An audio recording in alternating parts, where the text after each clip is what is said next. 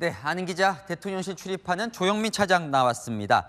자, 대통령과 한동훈 대표 만났어요. 그 다음 날 어제 대통령이 부산을 찾았는데 네. 그때 한 발언이 오늘 종일 화제입니다. 맞습니다. 어제 부산 지역 사찰에서 나온 대통령 발언이었는데 역시 말들 중에서 가장 눈길을 끈 핵심은 두 가지였습니다. 어려운 상황이지만 업보로 생각하고 가겠다. 돌 던져도 맞고 가겠다. 이렇게 두 문장입니다. 한동훈 대표 면담 바로 다음 날 나온 대통령의 워딩이었습니다. 자, 그래서 관심이었는데 저 두 얘기 중에 업보라는 단어가 눈에 띕니다. 뭘 말하는 걸까요? 맞습니다. 본인이 그동안 쌓아온 일들이 만들어낸 지금의 결과를 뜻하는 말이죠. 업보 말하는 겁니다.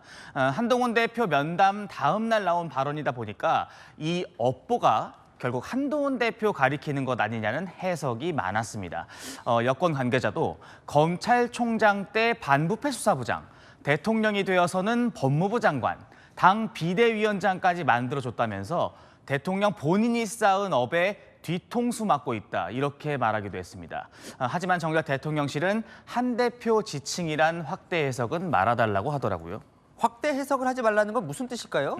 대통령실에서는 기득권의 반발이 큰 의료개혁, 노동개혁 등을 언급한 것 아니겠냐 이렇게 말했습니다.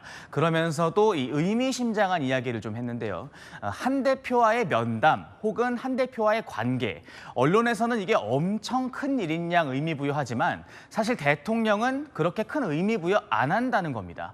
대통령이란 자리가 외교 안보, 경제 등 신경 쓸 게 얼마나 많은지 아냐고 되물기도 했습니다. 쉽게 말해서 이 한동훈 대표라는 인물이 갖는 비중 그렇게 크지 않다는 걸 강조하는 것 같았습니다. 또 그런 거예요. 자, 또 하나요.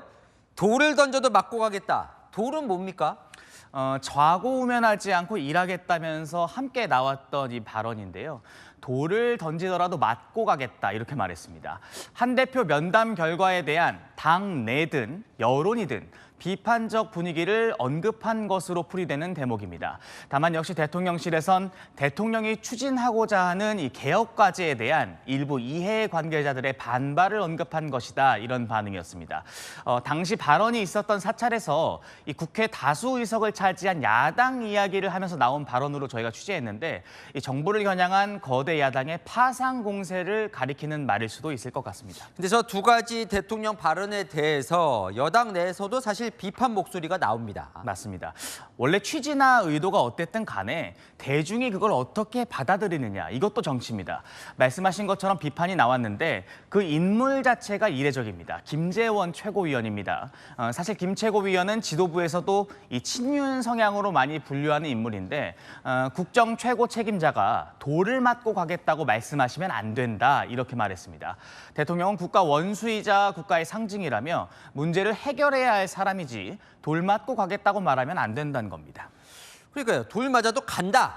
좌고 오면 않고 일하겠다. 이건 결국 바뀌진 않겠다 이런 뜻인가요? 오늘 오후에 사실 이게 질문할 자리가 좀 있었고 공식 입장이 있었습니다.